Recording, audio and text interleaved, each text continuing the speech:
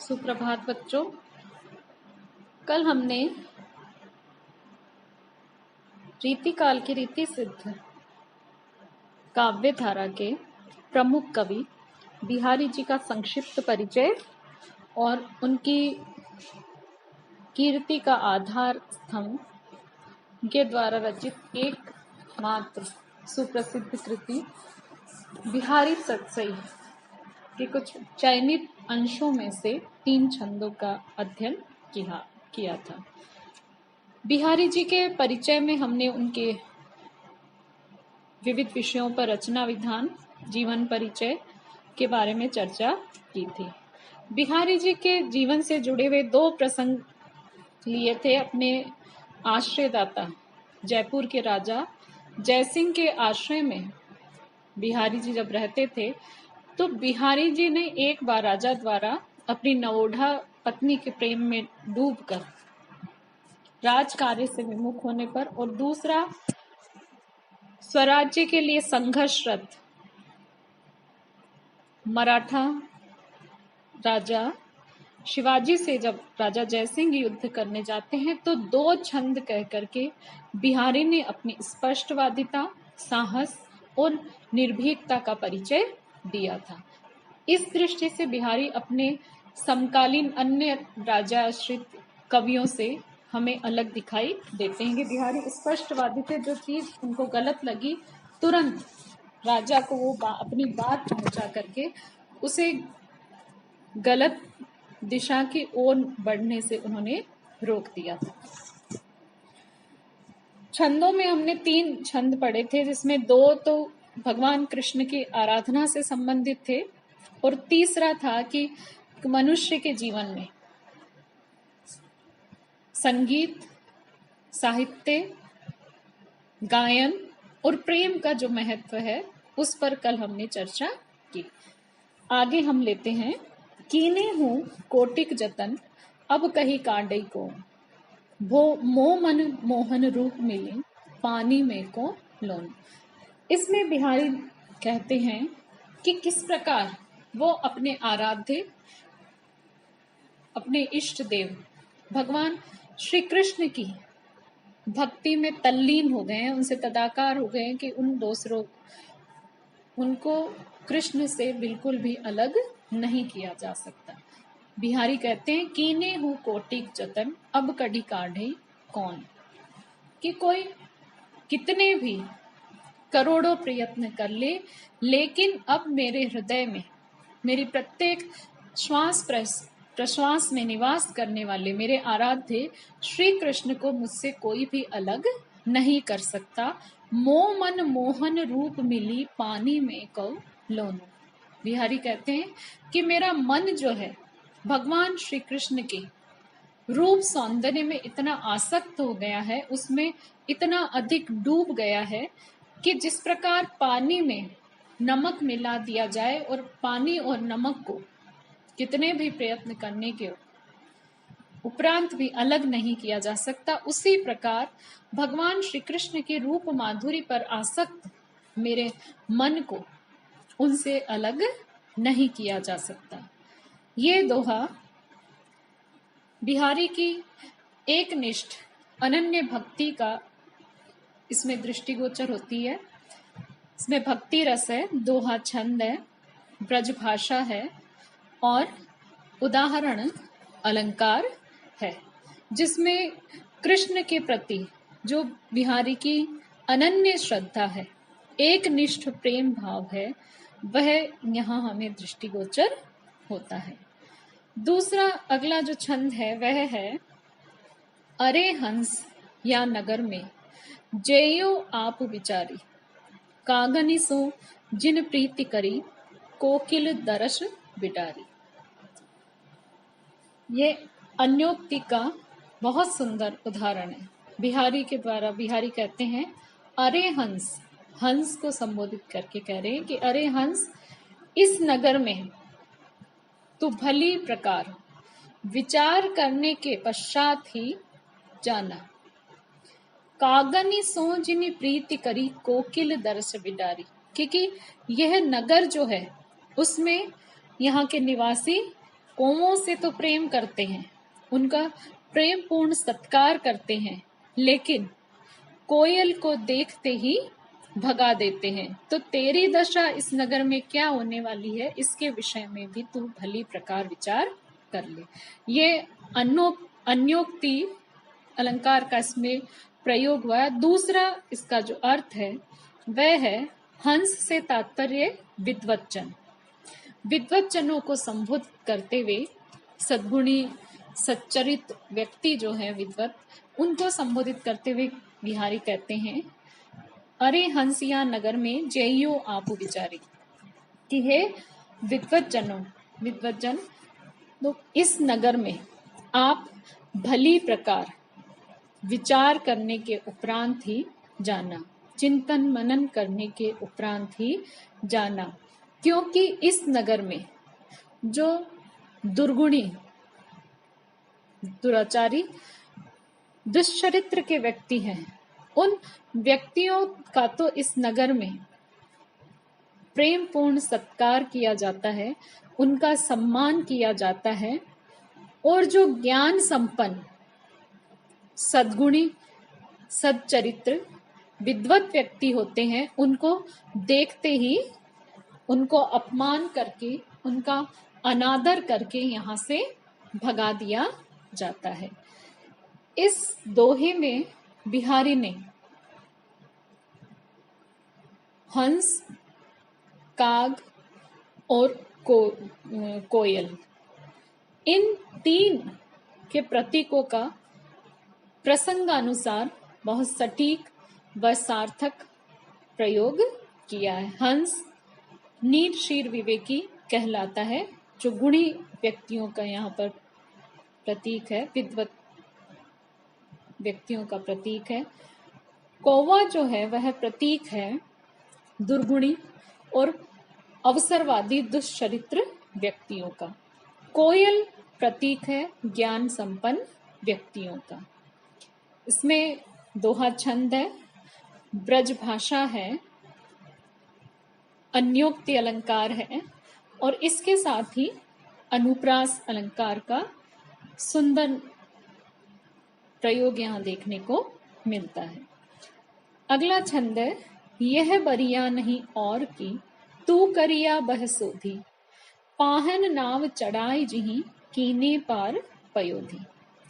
इसमें एक गुरु अपने सम वयस्क जो उनकी उम्र के जो व्यक्ति हैं और उनके जो शिष्य हैं, उनसे चर्चा करते हुए कहते हैं, यह बरिया नहीं और की, कि गुणहीन व्यक्ति जिसने जीवन में कुछ भी सत्कर्म नहीं किया, ईश्वर की आराधना नहीं करी, और अब वह मृत्यु के निकट पहुंच गया है, उसके को कह रहे हैं कि यह वरिया नहीं और की तू करिया वह सोधी, कि जब तुम जीवन के अंतिम क्षणों में पहुंच गए हो, तो तुम्हें सांसारिक मोह माया के बंधनों से मुक्त होकर के इस संसार सागर से अपना उद्धार करने के लिए यह वरिया नहीं और की, कि इस समय तुम्हें इस संसार से पार करने वाला, इस संसार से उबारने वाला, इस संसार से तुम्हारा उद्धार करने वाला कोई और नहीं है। उसके लिए तो तुम्हें परम पिता की शरण में, ईश्वर की शरण में ही जाना होगा। तू करिया वह सोधी, कि इस संसार से तुम्हारे उद्धार करने वाले जो पतवार धारक अर्थात प्रभु की खोज तुम्हें करनी होगी, उन्हीं की शरण में तुम्हें जाना होगा। पाहन नाव चढ़ाई जिही कीने पार पयोधी, कि वो ईश्वर जिन्होंने त्रेता युग में राम के रूप में, जब सीता को रावण लंका ले गया था अपहरण करके, तो जो राम के साथ जो वानर सेना थी, उस वानर सेना में दो प्रमुख अभियंता थे। आज के दौर के अगर हम देखें तो दो अभियंता थे, नल और नीर, जिन्होंने पत्थर का पुल बनाया था। तो कहते हैं कि वो प्रभु जो पत्थर की नौका को चढ़ा करके जिन्होंने पत्थर की नौका पर चढ़ा करके वानर सेना को समुद्र पार करवा दिया था। तो इसका प्रसंग ये है कि त्रेता युग में राम जब सीता की को रावण के बंदी गृह से मुक्त करवाने के लिए लंका जा रहे थे, तो लंका और के बीच में वहां पहुंचने के मध्य में जो समुद्र था उसको पार करने के लिए उन्होंने दो व्यक्तियों की सहायता ली थी, नल और नील की।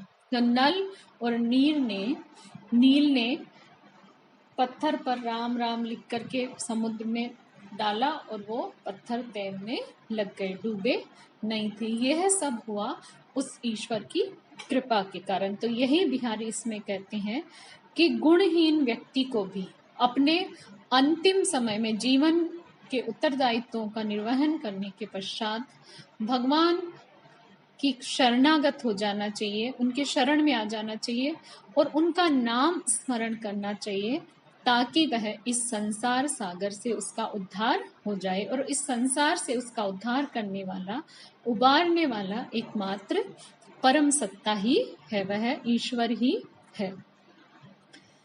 इसमें इस दोहा छंद में समासोक्ति अलंकार है, इसके साथ ही अनुप्रास अलंकार है और रूपक अलंकार है।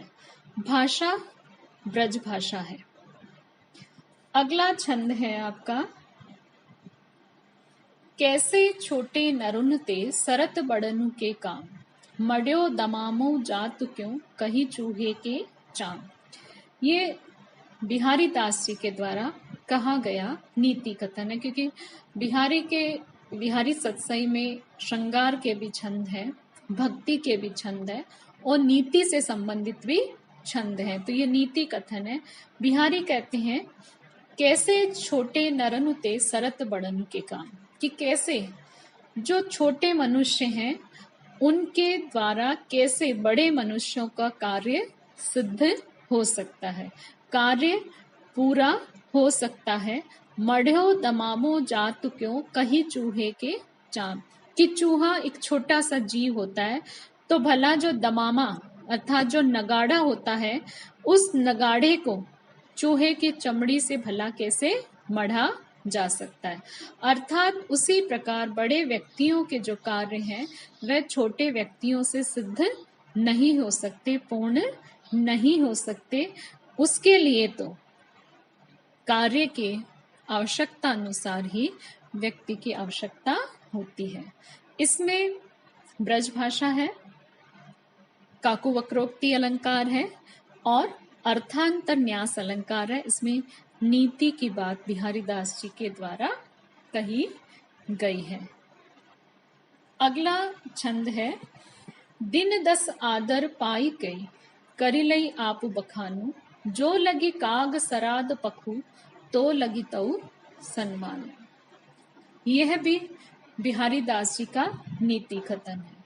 बिहारी दास जी कहते हैं, कोवे के माध्यम से संबोधित करके कहते हैं, दिन 10 आदर पाई के करिले आप बखानु है कोवे। तो 10 दिन, जो 15 दिन का श्राद्ध पक्ष आता है, उसमें जनता के द्वारा तुम्हें जो सम्मान दिया जाता है, आदर दिया जाता है, उस आदर को पाकर के तू स्वयं की आत्म प्रशंसा कर ले, स्वयं को श्रेष्ठ मानते हुए स्वयं के गुणों का स्वयं ही बखान कर ले।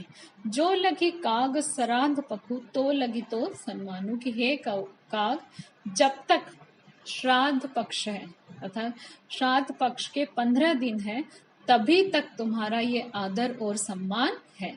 जैसे ही ये समय व्यतीत होगा, लोगों को तुम्हारे जो वास्तविक गुण हैं उनको पता है, इसी कारण लोग तुम्हें पूछेंगे भी नहीं। इसी प्रकार इसमें अन्योक्ति में बिहारी कहते हैं कि जो कुपात्र व्यक्ति होते हैं वह अगर उनको कहीं सम्मान सत्कार मिल जाता है तो वह आत्म प्रशस्ति में आत्म प्रशंसा में डूब जाते हैं और स्वयं की जो वास्तविकता है उससे विमुख हो जाते हैं, उसको भूल जाते हैं कि जैसे ही लोगों के कोई स्वार्थ पूरा होगा, उनका कार्य सिद्ध होगा, वो तुम अपात्र व्यक्तियों को वहां से हटा देंगे, तुम्हें पूछना बंद कर देंगे। इसमें भी अन्योक्ति अलंकार है, अनुप्रास अलंकार है, ब्रज भाषा है और नीति का कथन बिहारी के द्वारा कहा गया है। अगला है, कब को रट तू दीन रट, होत न श्याम सहाई, तुम हो लागी जगत गुरु, जग नायक जग बाई। भक्त जब ईश्वर से पर अपना अधिकार समझने लगता है, उसको अधिकार पूर्वक वह उपालंभ भी दे देता है। ये अधिकार पूर्वक उपालंभ देने का की बात हमें भक्तिकालीन कवि तुलसीदास जी में भी दिखाई देती है और सूरदास में भी दिखाई देती है। यहाँ बिहारी कहते हैं, कब को टेरतु दीन रट, होत न श्याम सहाई, कि हे कृष्ण, कब से मैं करुण स्वर में आपका नाम स्मरण कर रहा हूं, लेकिन फिर भी आप मेरी सहायता नहीं कर रहे, अर्थात इस संसार सागर से आप मेरा उद्धार नहीं कर रहे, मेरी करुण दशा पर आपको दया नहीं आ रही है। तुम हो लागे जगत गुरु, जग नायक जग बाई, कि बिहारी कृष्ण से कहते हैं कि हे प्रभु, आपको भी, तुम जो इस सारे संसार के गुरु हो, सारे संसार के लोगों का मार्ग प्रशस्त करने वाले हो, कुमार्ग से सदमार्ग की ओर लाने वाले हो, हे ऐसे जगत गुरु, जग नायक, इस सारे संसार का नेतृत्व करने वाले हो, इनको दिशा प्रदान करने वाले हो। मुझे तो ऐसा लगता है कि आपको इस संसार की हवा लग गई है। संसार की हवा लगने से बिहारी का तात्पर्य है कि संसार के जो सांसारिक मोह माया में डूबे हुए लोग हैं, वो स्वयं के स्वार्थ साधने में ही लगे रहते हैं। उसी प्रकार हे कृष्ण, मुझे ऐसे लग रहा है कि जो ये कलयुग का प्रभाव है वो तुम पर भी आ गया है। इसमें एक भक्त किस प्रकार साधिकार अपने आराध्य को उपालंभ दे देता है, वह हमें देखने को मिलता है। इसमें वीपसा और काव्यलिंग अलंकार है और जगबाई, संसार की हवा लगना, मुहावरे का बिहारी के द्वारा बहुत सुंदर प्रयोग हुआ है। अनुप्रास अलंकार भी इसमें है। अगला जो छंद है वह है, नीकी दई अनाकनी, फीकी परी गुहारी, तजो मनो तारन बिरदु, बारक बारनु तारी। इसमें भी बिहारी अधिकार पूर्वक कृष्ण को उपालंभ दे रहे हैं और किस तरह कृष्ण जो है अपने भक्तों से विमुख हो गए हैं, भक्तों की करुण पुकार पर, करुण क्रंदन पर ध्यान नहीं दे रहे, उनकी उपेक्षा कर रहे हैं, उसके बारे में उपालंभ देते हुए बिहारी उनसे कहते हैं, नीकी दई अनाकनी, फीकी परी गुहारी, कि भगवान कृष्ण, तुमने तो बहुत अच्छी आनाकानी कर रखी है, अब तो तुम्हारे सामने तुम्हारे जो भक्त हैं उनकी करुण वेदना, उनकी करुण पुकार भी तुम्हारे सामने कमजोर पड़ गई है, तुम्हारे लिए तुच्छ हो गई है। तजो मनो तारन बिरदु, बारक बारन उतारी, कि आपने एक बार मगरमच्छ से, हाथी की रक्षा करके जो आपको गरीब दीनहीन लोगों का उद्धार करने का जो उपाधि, जो विरुद्ध आपको मिला था, आप मानो आपने उसको त्याग दिया है, अर्थात अब भक्तों की करुण पुकार की ओर आप ध्यान नहीं देते हो। इसका प्रसंग है, बारक बारन उतारी। बारनु बोलते हैं हाथी को, कि एक बार एक हाथी होता है जो पानी पीने जाता है, तो उसको मगरमच्छ जो है वो खींचता ही चला जाता है, पानी में बहाकर ले जा रहा होता है। उस वक्त वह हाथी करुण स्वर में, जब डूबने ही वाला होता है, जरा सी उसकी सूंड बाहर रहती है, तो वो भगवान विष्णु का स्मरण करता है और नंगे पांव भगवान उसकी रक्षा करने के लिए चले आते हैं और उस मगर का वध करके हाथी की रक्षा करते हैं। तो उसी प्रसंग का स्मरण करवाते हुए बिहारी कृष्ण से कहते हैं कि मैं भी आपका भक्त हूँ, आप मेरा भी उद्धार कीजिए, और अपना आपका जो विरुद्ध है कि आप भक्त वत्सल है, भक्त उद्धारक है, उस विरुद्ध की रक्षा कीजिए। इसमें ब्रज भाषा है, बिरदु बारक बारनु, ब वर्ण 3 बार आया है, तो इसमें वृत्यानुप्रास है, अनुप्रास उत्प्रेक्षा अलंकार है, और इसके साथ ही वक्रोक्ति अलंकार है, ब्रज भाषा है और दोहा